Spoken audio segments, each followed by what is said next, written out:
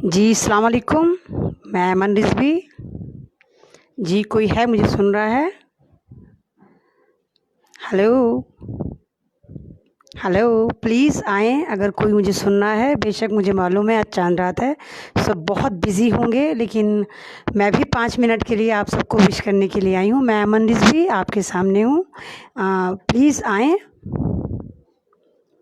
जिस तरह आप जानते हैं आज ईद हो गई है। अस्सलाम वालेकुम। जो मुझे सुनना है, जो मुझे देख रहा है, सबको ईद की बहुत बहुत मुबारकबाद। बेशक चाहे हमारे रमज़ान कैसे भी गुज़रे हों, लेकिन इस ईद को भी हम उसी खुशी से मनाएंगे। और मैं पूरे हिंदुस्तान को, जहाँ जहाँ ईद मनाई जा रही है, सबको मैं ईद की मुबारकबाद देती हूँ। और मैं मुसलमान बहन भाइयों के साथ अपने तमाम नॉन मुस्लिम बहन भाइयों को भी अपना मुबारकबाद देती हूँ, और अपना बहुत ज़्यादा मोहब्बत उनको देती हूँ कि उन्होंने मुझे भी इतना सपोर्ट करा। वो मेरी पोस्ट के नीचे आते थे और मुझे बहुत अच्छी अच्छी बातें भी लिखते थे और मुझे अप्रिशिएट करते थे।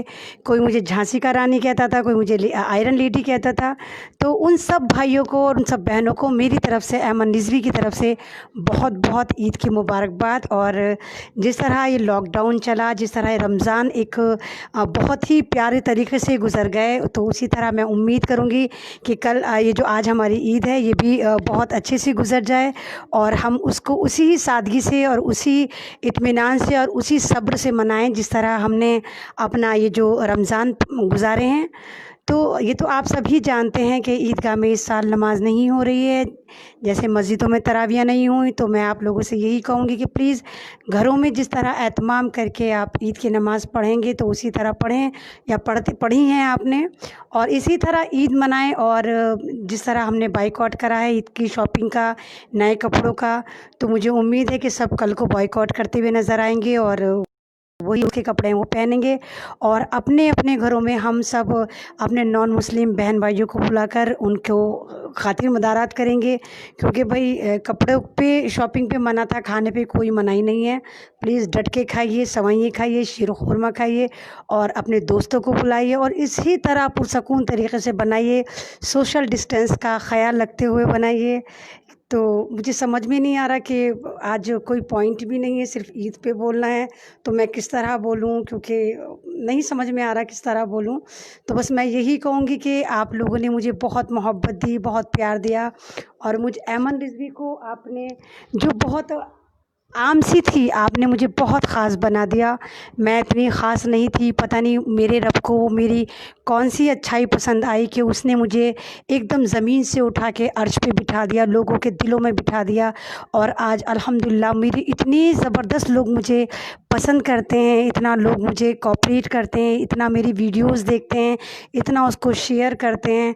मैं तो बहुत बेहद आम सी थी, बिल्कुल ख़ाक थी, मैं कुछ भी नहीं थी, ना मैं कोई नेता थी, ना मैं कोई अभिनेता थी। मुझे तो आप लोगों ने ख़ास बनाया। तो आप लोगों का मैं बहुत दिल से शुक्रिया अदा करूँगी कि आपने मुझे इतना, मतलब, सर पे चढ़ा कर रखा। किसी ने झांसी की रानी बुलाया, तो किसी ने फीमेल जेम्स बॉन्ड तक बना दिया, किसी ने कहा नहीं ये आयरन लेडी है, तो किसी ने कहा नहीं नहीं ये दबंग है। तो मतलब बहुत सारे मुझे टैग से, बहुत सारे मुझे टाइटल्स इन 4-5 महीनों में आप लोगों ने दिए, और बहुत मोहब्बत से दिए। वैसे तो मेरे फ़ेसबुक पे भी माशाल्लाह जो फ़ेसबुक की फ़ैमिली है वो मेरे दिल के बेहद क़रीब है। हालांकि यूट्यूब पे भी मेरे बहुत ज़्यादा चाहने वाले हैं, बहुत ज़्यादा मोहब्बत करते हैं, लेकिन जितना मुझे मोहब्बत या जितना लगाव मुझे कह ली, मुझे नहीं मालूम कि मुझे फ़ेसबुक से इतना लगाव क्यों है, कि जितने भी मेरे 5,000 पर्टिकुलर फ्रेंड हैं या मेरे फॉलोअर हैं, ये मेरे दिल के बेहद क़रीब हैं। जब भी मैं कभी उदास होती हूँ या जब भी कुछ होता है, तो मैं सबसे पहले फ़ेसबुक पर आती हूँ और अपनी पोस्ट पर वो कमेंट पढ़ती हूँ जो आप लोगों ने मुझे लिखे होते हैं। तो जहाँ भी मेरी हिम्मत टूट रही होती है, तो मैं फ़ेसबुक पे आके कमेंट पढ़ती हूँ, जहाँ आप लोग मुझे बहुत ज़्यादा एप्रिशिएट कर रहे होते हैं। तो मैं उन लोगों से भी कहूँगी, 1,000 पेंडिंग मेरी पड़ी हुई हैं, जो जिन्होंने मुझे रिक्वेस्ट भेजी है, प्लीज़ वो मुझे फ़ॉलो कर लें, क्योंकि मैं हर एक की रिक्वेस्ट नहीं ले सकती। सिर्फ 5,000 इसमें बाउंडेशन है, और वो 5,000 जो है वो मेरी पूरी हो चुकी है।